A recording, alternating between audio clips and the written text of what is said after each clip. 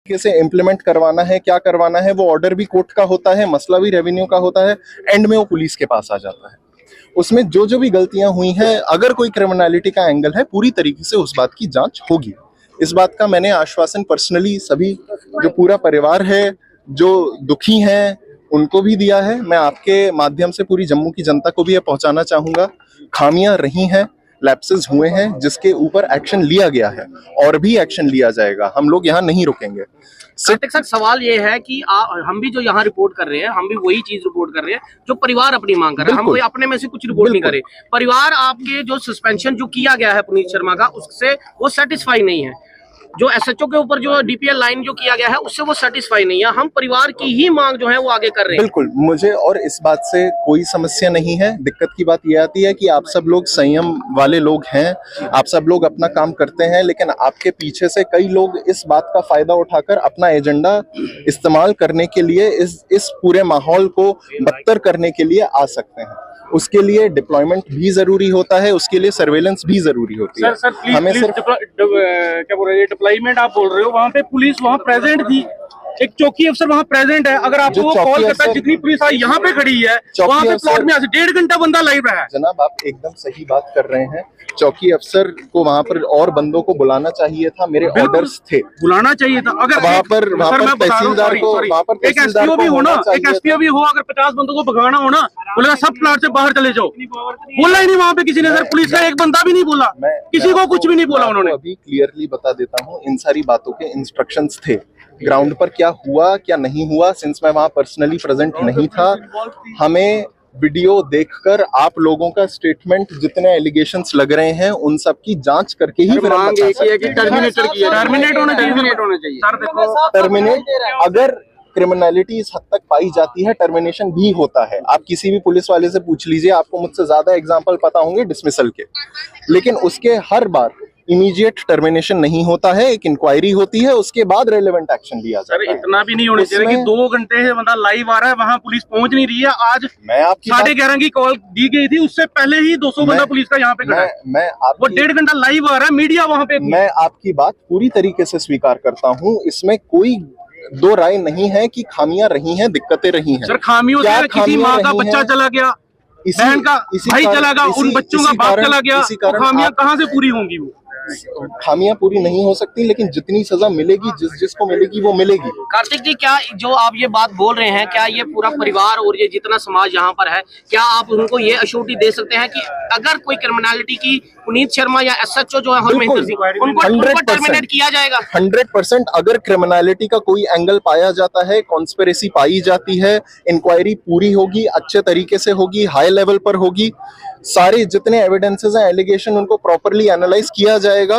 कोई भी क्रिमिनलिटी पाई जाती है, रिक्विजिट एक्शन बिल्कुल लिया जाएगा। जो लैंड ग्रैबिंग की जो धाराएं उन पर डाली गई हैं, वो उन पर भी जो लैंड ग्रैबिंग की अलग से धाराएं नहीं, लैंड ग्रैबिंग की, क्योंकि परिवार ये कह रहा है 302 के अंदर उनको भी बुक करना चाहिए, ये परिवार की मांग है। लैंड ग्रैबिंग की जितनी धाराएं हैं, अब वही बात है, आप भी समझ रहे हैं, एलिगेशंस हैं। अभी इसके साथ जितने फैक्ट्स हैं, जो हमारे पास वीडियोस अवेलेबल हैं, उसके हिसाब पर जितनी इंक्वायरी हो पाएगी, जो सेक्शन उसमें बनता होगा, लगेगा, इंक्लूड किया जाएगा, उसके हिसाब से पूरी कार्यवाही होगी। सवाल ये उठा कि पुलिस ने उस समय जो कार्रवाई करनी थी वो कार्रवाई की, उस युवक को, और जब वो गए, जो सवाल आप पूछ रहे हैं, वही मैटर ऑफ इंक्वायरी, वही मैटर ऑफ एलिगेशन। पुलिस की तरफ से, पुलिस के सामने जो लोग मुंह पर काले रुमाल बांधकर वहां पर घूम रहे थे, पुलिस ने उनको क्यों नहीं हटाया? क्योंकि यहाँ पर अगर कोई मुंह पर काले रुमाल बांधकर घूमेगा तो उसे पुलिस पकड़कर अंदर ले जाएगी। आपकी बात एकदम सही, यही मैटर ऑफ इंक्वायरी है कि जब वहां पर पुलिस वाले प्रेजेंट थे, तो ऐसे बंदों को वहां से क्यों नहीं हटाया गया जब क्लियर डायरेक्शंस फ्रॉम सीनियर्स आए थे? सर, क्या लगता है कि मौके के जो अधिकारी थे और जो हाई लेवल के जो अधिकारी हैं, क्या उनके बीच कोई तालमेल नहीं था कि जिसके चलते समय रहते जो हायर? मैं इन सारी चीजों के बारे में अभी कमेंट नहीं कर सकता। मैं आपको एक और चीज बता देता हूँ, स्पेशल इन्वेस्टिगेटिव टीम जो फॉर्म हुई है, उसका हेड मेंबर मैं ही हूँ। मुझे ही खूनी भी पकड़ना है, मुझे लैंड माफिया भी देखना है, उन पर भी शिकंजा कसना है, मुझे ही जितनी आप सबकी डिमांडें हैं वो पूरी करनी है। जब तक मैं यहाँ पर चौक में आप सबके साथ खड़ा रहूंगा, वो वही समय है जिसमें मैं वो सारा काम कर सकता हूँ और मटेरियल ले सकता हूँ, उन बंदों की पकड़ाई कर सकता हूँ।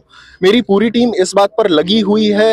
हम, जब आप मान के चलिए, जब से हमें खबर आई है, तब से आप किन्हीं से भी पूछ लीजिएगा, आप इन्हीं से पूछें जो अभी धरना प्रदर्शन कर रहे हैं कि मैं उनके साथ कितने देर खड़ा रहा हूं।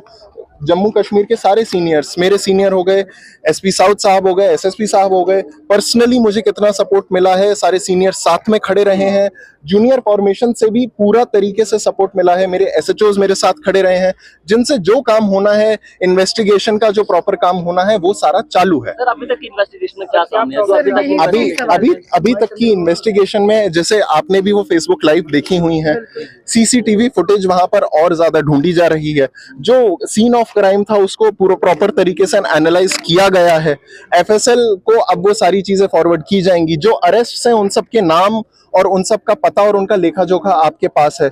जो पीछे कॉन्स्पिरेसी में लोग इन्वॉल्व थे, डायरेक्टली वहां नहीं थे लेकिन उनका हाथ फिर भी था हमारे इस शख्स की डेथ में, उनको भी रेलेवेंट सेक्शंस के अंदर बुक किया गया है, किया जा भी रहा है। सर ये जो आप देखिए रेवेन्यू आपके सेक्शंस आप 302, 307, 323, 447, 147 क्या इसमें और भी गिरफ्तारियां हो सकती हैं? हो सकती है, नहीं होंगी, ये आश्वासन है कि होंगी, क्योंकि आप देख रहे हैं बड़े नाम इसमें आ रहे हैं रेवेन्यू ऑफिशियल्स के या पुराने जो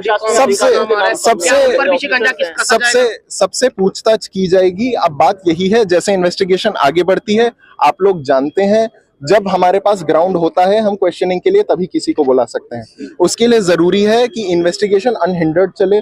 हम लोग सहयोग की आशा भी करते हैं और हमें पूरी तरीके से परिवार, जो मृतक हैं उनके परिवार से हमें सराहनीय सपोर्ट मिला भी है। सर ये भी बताया जा रहा है कि कुछ पुलिस से रिटायर्ड पुलिस अधिकारी हैं वो भी इसमें शामिल हैं। सारे जितने एलिगेशंस इस बारे में लगाए गए हैं, कॉन्स्पिरेसी जितनी है उसको अनर्थ करने के लिए समय की जरूरत पड़ती है। कितनी देर ये रिपोर्ट जो है, जो एसआईटी बनाई गई है, इसकी रिपोर्ट कितने टाइम मैनर में जो है वो मिल जाएगी? मुझे जैसे ही मौका मिलेगा जल्दी से जल्द होगा। मैं आपको नहीं कह सकता 78 दिन, 79 दिन, 70 दिन, 20 दिन, 1 दिन, मैं आपको दिनों में नहीं बता सकता, क्योंकि आप लोगों की तरह अभी मैं भी यहीं पर खड़ा हूं, मुझे भी नहीं पता है कि ये कॉन्स्पिरेसी कितने पीछे तक जाती है। भी इस इलाके में इस तरह की घटनाएं देखने को मिल चुकी हैं, फिर भी पुलिस ने उस टाइम जो है वो क्यों नहीं, जब ये पुरानी घटनाएं, कैलाश इलाका है या सैनिक कॉलोनी चौवादी, इसमें ऑलरेडी पहले भी इस तरह के केसेस बहुत सारे हो चुके हैं, फिर भी अभी तक इतना सब पर दी जा रही है। यही एक जो ये ढील दी गई है वो इंक्वायरी का पार्ट है। और जो ये पीछे की कॉन्स्पिरेसी है कि यहाँ पर एक जमीन को जो कहा जाता है कि कई बार बेचा गया है, एलिगेशंस लगाए हैं, वो भी मैटर ऑफ इन्वेस्टिगेशन है। इन दोनों चीजों को ढूंढने के लिए, कागजों से गुजरने के लिए, लोगों से पूछताछ करने के लिए समय लगता है। बार बेचना यानी कि रेवेन्यू ऑफिशियल्स का सीधा सीधा हाथ होना, उनके ऊपर भी किस तरह की कार्रवाई? यही जितने एलिगेशंस हैं उन पर प्रॉपर इन्वेस्टिगेशन हो, फिर जो रिक्विजिट कार्यवाही होगी वो होगी।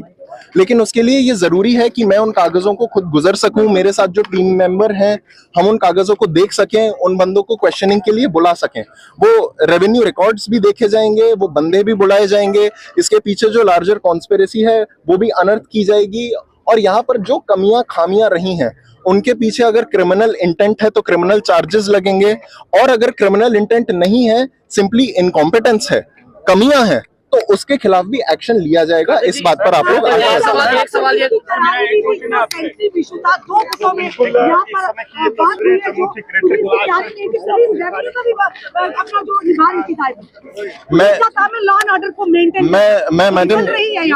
मैं मैडम यही कहना चाहूंगा, जो डिप्लॉयमेंट होना चाहिए था, प्रोसेस आप जानते हैं जब दो गुटों के बीच में झगड़ा होता है तो प्रोसेस बहुत तेजी से डेवलप होती है।